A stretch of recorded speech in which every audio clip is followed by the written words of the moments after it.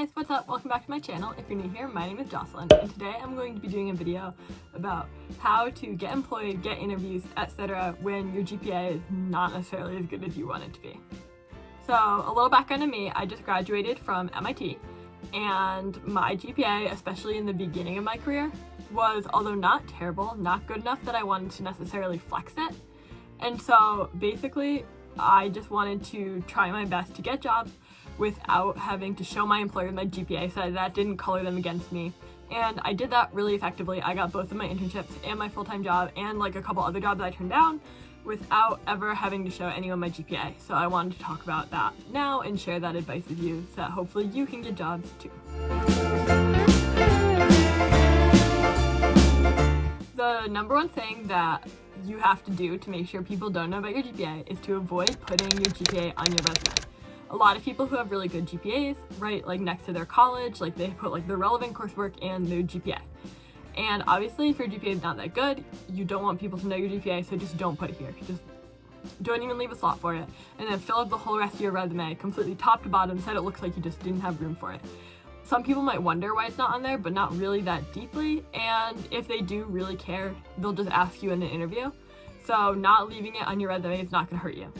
Another piece of advice, look at your GPA and break it down by in major requirements and out of major requirements. So for example, if you've struggled with your extracurriculars, take them out and only do in major GPA. There's a lot of ways to break down your GPA for yourself that can boost it up and try and cut out those classes that are dragging you down. So make sure you're looking at them and highlighting the GPA that best describes you. Obviously, don't manipulate the GPA, be honest about what you're doing.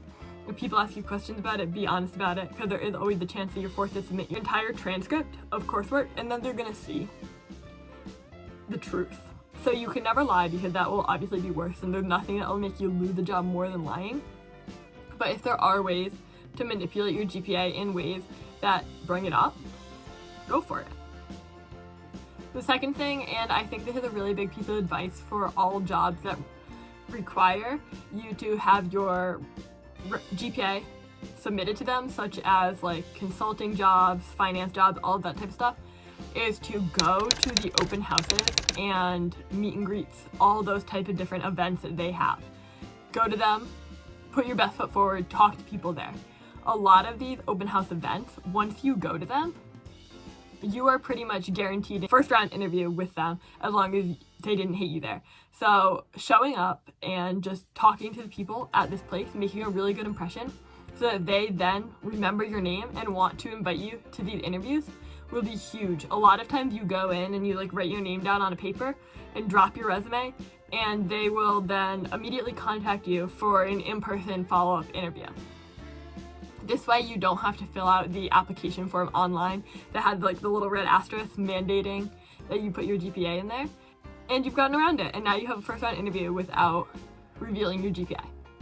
Normally, if you don't have to give your GPA either completely before you even get an interview or in the first round interview, you're in the clear.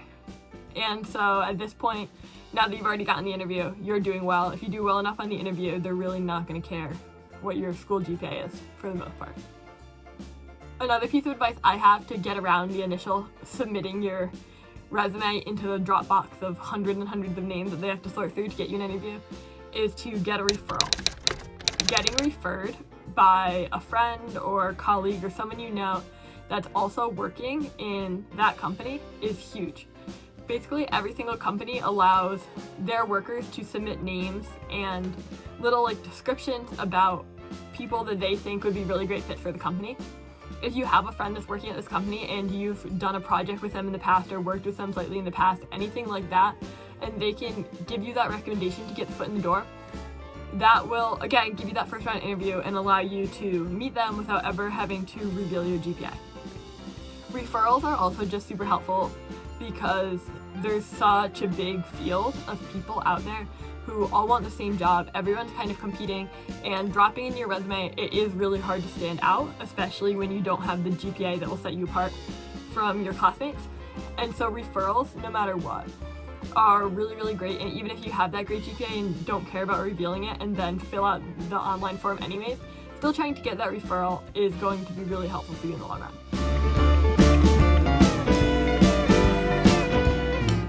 So now moving on to tips after you actually got that interview and are now sitting down face to face in front of someone. Presumably at this point they don't know your GPA, or they do and they kind of wish it was a little bit higher. So the key to this is to highlight classes that are related to the job you want that you did really well in. For example, if they ask you if you're applying for a job in machine learning, say, you can talk about how much fun your machine learning class is and how you really thrived and learned a lot and did really well in this machine learning class. And then you can also tie that into other things. So say if you did well in machine learning but not in basic programming, you can be like, I took a class in machine learning and I ended up being top of my class in that. I did really well at that. And I have other experience with coding besides just doing machine learning. I've taken this class, this class, this class. I've just learned so much from all of these different opportunities. Highlighting a class that you did really well in and then sharing the other classes that you have that are related to that, especially if maybe you did better in the higher level class than the lower level classes, can be really huge and make people not really realize that you didn't do well in a class.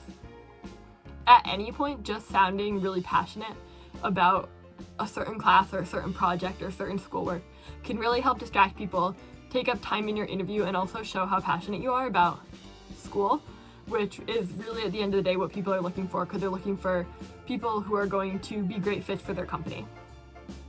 I always like to make sure going into interviews that I have topics picked out that I really want to talk about that relate to the company and that I feel like I can talk about well, that I did well in, and that I care about. And so I find something that fits all three of these criteria, and then at some point in the interview, if they ask a question that relates to it, I can make sure I tie that in. Or if they ask a question that doesn't really relate to it, I can talk for long enough that I can swing it back around to what I want to talk about so I can share my expertise. Obviously, if they don't ask you anything remotely related, you can't force it. But I do find that most of the time, as long as you prepared for your interview adequately and really did do research on the company beforehand, things that you come up with beforehand probably will show up in the interview. Another advice, do a lot of things outside of school that basically make it impossible for them to refuse you.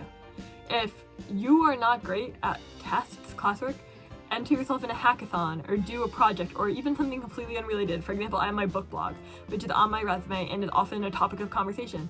And so just doing things outside of school that show your work ethic and show your skills can get around the whole school thing completely. At the end of the day, you're not going to be taking tests for your job, but you are going to be designing things, creating things, or whatever the description is for that job. So don't worry about the school part. Show off all the parts outside of school that you freaking killed. And then you're basically making yourself invaluable and making it so that they can't refuse you due to your GPA. Finally, my last piece of advice for you guys, and arguably the most important, is to be passionate about the job that you are applying for. Yes, sometimes you're really just applying for a job because you need a job and it's not the company you necessarily want, but you have to find something about that job that you love and that you want to do, and that passion is going to show up through the camera, a Zoom of whatever interview you're doing, or across the table of whatever interview you're doing, and make the interviewer be like, damn, this girl is going to put 100,000% of her effort into this job. Like I said, not every job you're going to love. But there's got to be something, if you're applying to that job, there's got to be something about that job that either you love or that you can pretend to love for this interview. Employees have countless candidates that are just as qualified as you, just as qualified as me. But what's really going to set you apart is how well they think you are going to fit into their company culture and how much you are going to bring to the table that another person with the same skill set could not. And that all comes down to passion. I've been really lucky with the job that I've applied to because they are jobs that I genuinely really want, and so that definitely makes it a lot easier. But sometimes if you're applying to jobs just kind of to see a new field or something, and so you're not really sure about it, just find the parts of that job that you feel you can be passionate about and make sure you talk about them. At the end of the day, the key to getting a job and being successful is just to highlight your best self. And also at the end of the day, your GPA does not define you at all. Do not stress about what your GPA is. Do not get down on yourself because of a bad grade or a bad semester or anything like that, because you can get a job no matter what your GPA is. And the right company for you is going to care about all the skills that you have instead of all the weaknesses that you have in school. If you have any more questions about how to get employed, subscribe to this channel so I can give you more advice, and also let me know in the comments so that I can make a follow-up video with more tips, suggestions, etc. If you made it this far, hit the like button so that this video does better in the algorithm, because we all know the algorithm is hard to trend on. And then I will see you all next week with a new video. I make videos every single Wednesday, and bye!